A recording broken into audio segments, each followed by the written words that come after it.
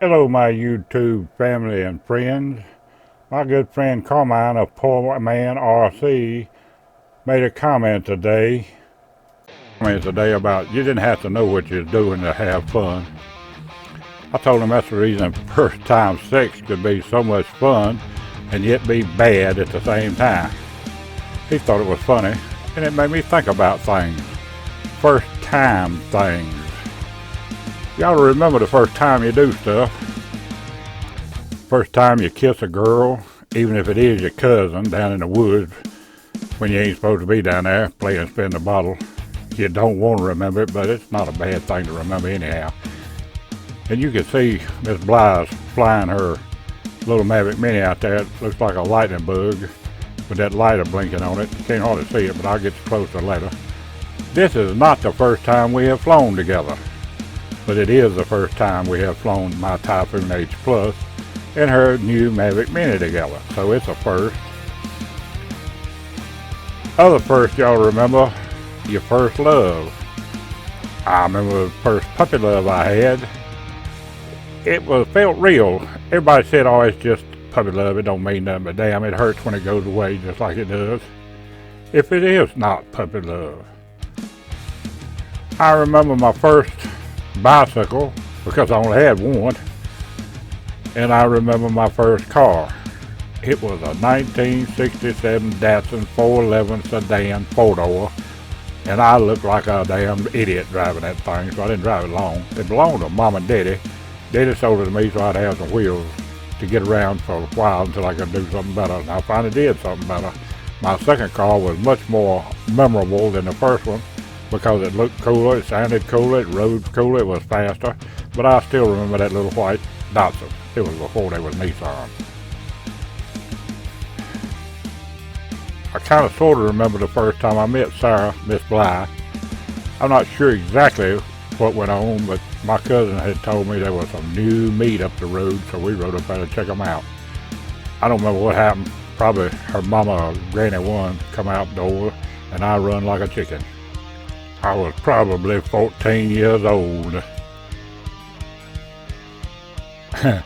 I remember my first beer very well.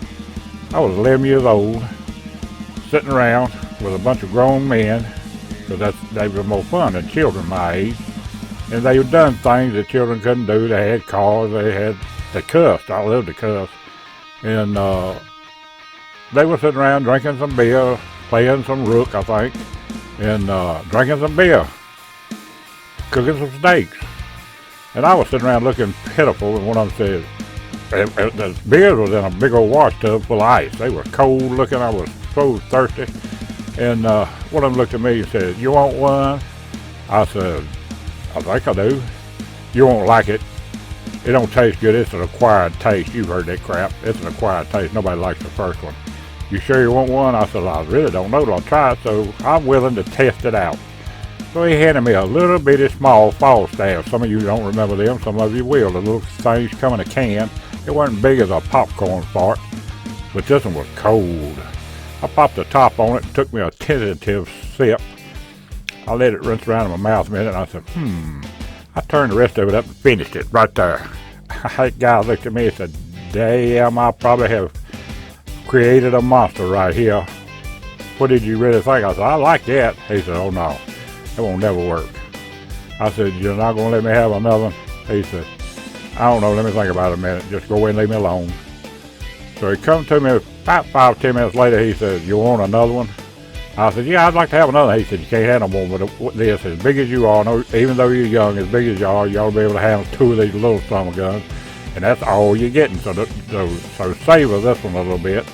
I don't remember the second one nearly as well as I remember the first one. I like beer. Tom T. Hall has a song that said, I like beer. It makes me a jolly good fella. Well, it makes me a lot of things.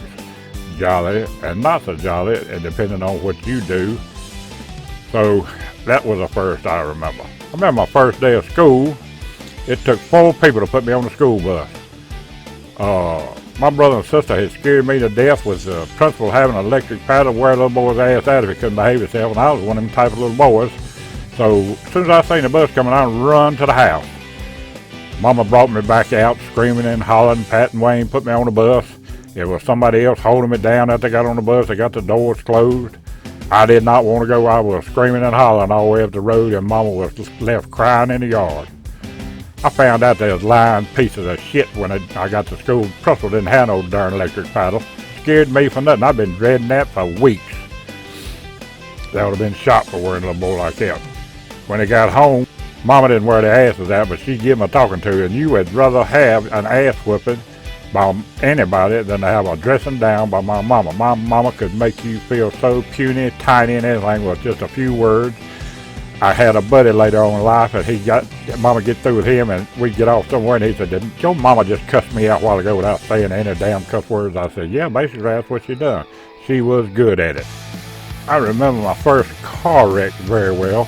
I was driving that red and black Camaro. It looked so much like a Z28, but wasn't.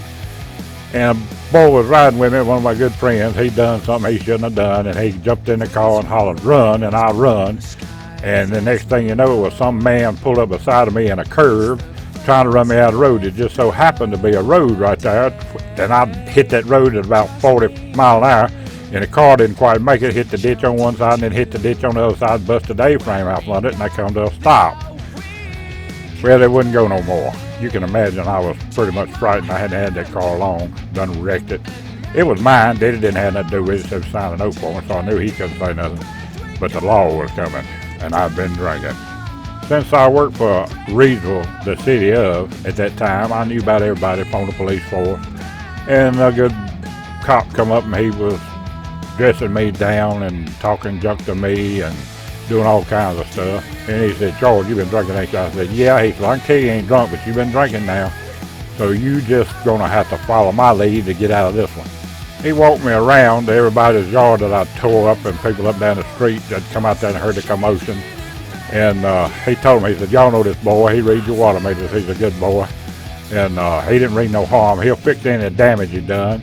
If y'all don't have too big a complaint, I'm just gonna make sure he gets home, and we'll be done with that." Called the wrecker. I got the wrecker on the way, and then the wrecker showed up, and the wrecker carried my car home, and I got out of there like you wouldn't believe. That was my first car wreck, but it surely wasn't my last. It wasn't the worst one I ever had either, but it was the one I remember the most. It was also the first time I got by with driving drunk, and I wasn't the last time either of that.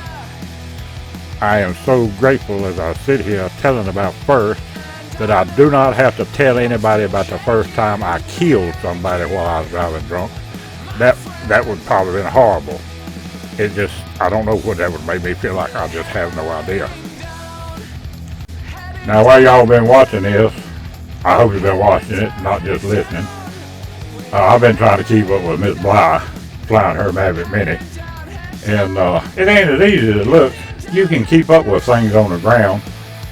You can keep up with some things that's moving around pretty fast on the ground if they're going in a steady direction. But keeping up with Sarah Bly and her damn drone is a hard thing to do. It's erratic. She knows what she's doing, but I do not. So I'm mostly using the camera. The camera on my H Plus is a unit that will just, the drone can just sit there and raise the legs up out of the way and spin that camera in which way I want it, up and down, all the way around, whatever I want to do. So I had mostly been doing that, trying to chase with just the camera. That gave me a little more experience just using the camera instead of moving the drone every time I wanted to shift scenes. And she said, "Still, let me get pretty close." I did move my drone a little bit closer there. But she put a prop guard on it. This isn't her first flight with the Mavic Mini. But we decided to put some prop guards on it, and she wishes she'd had it on there the other day when she had her first crash with the Mavic Mini. It wasn't her first crash, but it was the first one with this Mavic Mini drone. It wasn't bad, didn't turn out bad at all. It just, kind of hurt her feelings. Now that's my neighbor right there. He's my good neighbor. I've been knowing that boy since I was probably 13. I guess somewhere him and his mom and dad and his brother moved into the house 2 doors down. Right there, you can see it at the end of the video. Daddy sold him that lot when he got out of school and went to work for American Tobacco Company. Daddy sold him that lot instead of selling it to me. He wouldn't have sold it to me for twice what he sold it to Dean for. And I'm glad he sold it to Dean. You couldn't ask for a better neighbor than that boy was. He mowed my yard a whole year one time while I couldn't mow it myself. he come over to look at my drone. He's waving, and he's a little interested in what it is, but I doubt he'll ever get into drones. Trish probably won't let him have the money. That's kind of funny if you knew. But I tell him that I can't stand that no more, and I've got to go over to the chair and sit down. If he wants to come over there with me, he can come and sit and watch me, or I'll stand there and he can pick me up off the ground. So he comes over there and we shoot the breeze a little bit more, and I'm going to shut up now because that's about all this video. I didn't realize it was running that short because it's just 10, 11 minutes long, and that's a short video for Grumpy. So y'all have a good time. Take care of each other. Love you people, and always try to endeavor to persevere. I know it ain't easy, but it's still got to be done.